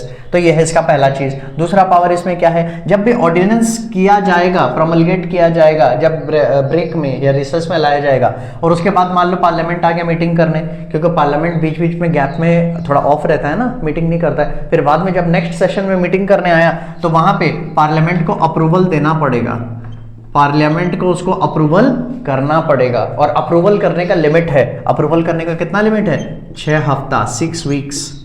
इसका मतलब 6 हफ्ता के अंदर वो ऑर्डिनेंस जिंदा रहेगा, वो डिसाइड होगा, और वो ऑर्डिनेंस मरेगा, वो डिसाइड होगा। मतलब जो नियम प्रेसिडेंट ने बनाया था रिसेस के टाइम में, या तो उसको एक्सेप्ट करके लागू कर देंगे या तो उसको रिजेक्ट करके हटा देंगे। एक चीज क्या होगा पता है? अगर कोई एक्शन भी नहीं लिया गया, मान लो 6 हफ्ता पार हो गया पर पार्लियामेंट ने नो एक्शन, कोई एक्शन नहीं लिया उस ऑर्डिनेंस पे, तो वो ऑटोमेटिक इसका लाइफलाइन खत्म हो जाता है और उसको हम एंड मान लेते हैं। एकदम ध्यान से समझना, ठीक है, कि president can promulgate ordinance during the recess. फिर उसके बाद जब घर वापस आ जाते हैं, घर वापस रीअसेंबली करने लग जाते हैं, तो प्रेसिडेंट का वो ऑर्डिनेंस को वेरीफाई करेंगे, उसको अग्री करेंगे पार्लियामेंट वाले। उसको एग्री करने के लिए कितना टाइम है? 6 हफ्ता। तो 6 हफ्ता में क्या क्या हो सकता है? अगर प्रेसिडेंट का उस ऑर्डिनेंस को यहाँ पे चाहते हैं इन लोग कि अगर इसको अग्री कर दें, अगर इसको लागू कर दें, तो उसको अग्री कर सकते हैं और वो ऑर्डिनेंस एक लागू हो जाएगा, वैलिड रहेगा। अगर वो लोग इसको रिजेक्ट कर दिए तो वो वहीं खत्म हो जाएगा। अगर ना अग्री किए ना रिजेक्ट किए, 6 हफ्ता तक कोई भी एक्शन नहीं लिए, तो कोई भी एक्शन नहीं लेंगे तो ऑटोमेटिक ये एंड हो जाएगा। सो ऑर्डिनेंस एक टाइमिंग बॉम्ब के जैसा है कि उसको 6 हफ्ता का बैक टाइमिंग बॉम्ब में वो लगा के छोड़ देते हैं। 6 हफ्ता तक टिक टिक टिक टिक टिक बजता रहता है। 6 हफ्ता तक एक्शन नहीं लिए, देन काम खत्म। यहाँ तक क्लियर है? तो एक सवाल ये आता है, ज्यादातर आता है, तो मैक्सिमम एक ऑर्डिनेंस का, इसको स्टार मार्क बना के लिख लेना, बहुत क्रूशियल है। एक ऑर्डिनेंस मैक्सिमम का लाइफ टाइम कितना रहता है? अभी मैंने बताया ना, अभी मैंने क्या बताया? मैक्सिमम टाइम कितना रहता है? 6 हफ्ता। जानता था फंस जाओगे, बिल्कुल भी नहीं। ये है 6 महीना और 6 हफ्ता। सर ये कैसे बताओ? दिमाग खराब मत करो सर, बता दो चुपचाप। देखो मैं बता रहा हूँ। अब आपको मैंने पिछले बार कहा था ना कि हमारा 3 सेशन होता है, BMW, budget, monsoon, winter, BMW का गाड़ी मैंने बताया था। इसके साथ में मैंने क्या बताया कि कोई भी 2 सेशन कोई भी 2 सेशन के बीच में कम से कम कितना टाइम का गैप होना चाहिए, या फिर मैक्स टू मैक्स कितना गैप होना चाहिए, उससे ज़्यादा नहीं होना चाहिए, दैट इज 6 महीना। मान लेते हैं कि अगर एक सेशन के बाद 6 महीना का गैप हो गया और उसी दौरान में पहले ही प्रेसिडेंट ने प्रोमलगेट कर दिया ऑर्डिनेंस, तो 6 महीने तक तो वो जिंदा रहेगा, इसीलिए 6 महीना तक जिंदा रहा। और जिंदा रहने के बाद मतलब असेंबली होने के बाद वापस से वो 6 हफ्ता तक जिंदा रहेगा, तो 6 महीना 6 हफ्ता। ठीक है, अगर समझ में नहीं आएगा तो बोल देना सर डाउट, मैं नेक्स्ट क्लास में इसको जरूर क्लियर करूंगा। आप वीडियो जब भी देखोगे तो आप अगर बोलोगे कि सर ये डाउट है, आप उसको कमेंट सेक्शन में देना, मैं उसका जो नेक्स्ट वीडियो होगा मैं उसको बना के डाउट क्लियर का कर दूंगा। क्लियर है, यहां तक समझ में आ गया? आपको क्लियर है, समझ में आ जा रहा है? All okay. अब बढ़ते हैं से लास्ट पावर, उसके बाद करेंगे चैप्टर को एंड। ओके, तो बढ़ते हैं हमारे आखिरी पावर जो है पार्डनिंग पावर ऑफ प्रेसिडेंट। अब यहाँ पे लास्ट पावर आता है पार्डनिंग पावर। क्या क्या है देखो, एक होता है पार्डनिंग पावर जिसका नाम है पार्डन करना, PARDON। सेकंड है कम्यूटेशन, तीसरा remission, then respite, then reprieve. ये है अलग अलग पार्डनिंग पावर्स के नाम। अब कौन सा पावर में कैसे इस्तेमाल करना है ध्यान में रखना। प्रेसिडेंट अगर पार्डनिंग पावर का इस्तेमाल करता है, इसका मतलब जो भी कैदी को सजा हुआ है वो सारा चीज माफ हो जाता है, चाहे वो किसी भी प्रकार का पनिशमेंट क्यों ना हो, सब चीज माफ किया जा सकता है। तो सुप्रीम कोर्ट ने मान लो फैसला सुना दिया, फैसला सुनाने के बाद में प्रेसिडेंट के पास ये पावर रहता है कि वो उनको माफ कर सके। तो अगर प्रेसिडेंट ने पार्डन कर दिया तो चाहे फांसी हो, उम्र कैद हो, कोई भी प्रकार का सजा हो, वो माफ हो जाता है।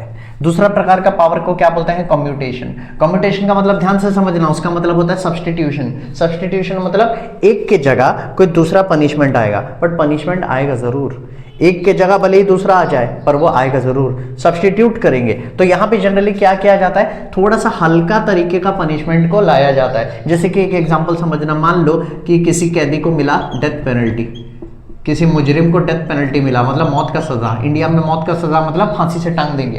तो अगर मौत का सजा अगर मिला है और फिर प्रेसिडेंट ने इस चीज का इस्तेमाल किया है कम्यूटेशन, तो कम्यूटेशन में क्या होगा, डेथ पेनल्टी का रूप बदल जाएगा और डेथ पेनल्टी की जगह में कोई दूसरा सजा सुनाया जाएगा। जैसे मान लो लाइफ इम्प्रिजनमेंट। लाइफ इम्प्रिजनमेंट मतलब उम्र कैद, मतलब जिंदा तो रहेगा पर कभी जेल से बाहर नहीं आएगा। डेथ पेनल्टी पहले था, उसको बदल के लाइफ इम्प्रिजनमेंट कर दिया गया। रेमिशन का मतलब क्या होता है, वहां पे होता है उसको रिड्यूस करना। क्या रिड्यूस करना? उसका टाइम को, सेंटेंस को। तो सेंटेंस में जो भी उसका टाइम लिखा है उसको रिड्यूस करना, बट एक शर्त है, क्या? उसका नेचर का कॉम्प्रोमाइज नहीं होना चाहिए। जैसे एक तरीके का, जैसे लीगल टर्म में देखें बहुत अलग अलग तरीके का पनिशमेंट होता है, इम्प्रिजनमेंट होता है, जेल होता है। एक होता है रिगरस इम्प्रिजनमेंट, एक होता है रिगरस इम्प्रिजनमेंट। इसमें बेल वेल मिलना बड़ा मुश्किल होता है और ना के बराबर में मिलता है, कंटिन्यूस आप जेल में रहते हो, है ना। तो अब आपको जब रिगरस इम्प्रिजनमेंट जब यहाँ पे मिला हुआ रहता है, मान लेते हैं रिगरस इम्प्रिजनमेंट आपको मिला 25 साल, ठीक है, 25 साल। अब क्या होगा, रिगरस इम्प्रिजनमेंट वो नेचर है और 25 साल उसका टाइम है, तो नेचर को हम चेंज नहीं कर सकते। रिगरस इम्प्रिजनमेंट मतलब रिगरस इम्प्रिजनमेंट ही मिलेगा, बट 25 साल करके मान लो वो हो गया 10 साल, ये हो सकता है। तो ऐसा जब होता है वो कब होता है, जब रेमिशन किया जाता है। प्रेसिडेंट जब रेमिशन का पावर इस्तेमाल करते हैं तब। नेक्स्ट पावर क्या है, रेस्पाइट। रेस्पाइट में क्या होता है, सेंटेंस को एक लेसर सेंटेंस बनाया जाता है। एक लेसर सेंटेंस का मतलब सेंटेंस जो भी आपको पनिशमेंट दिया गया उसका एक बहुत ईजी फॉर्म या फिर हल्का फॉर्म, एक पनिशमेंट को लाइट फॉर्म में दिया जाएगा।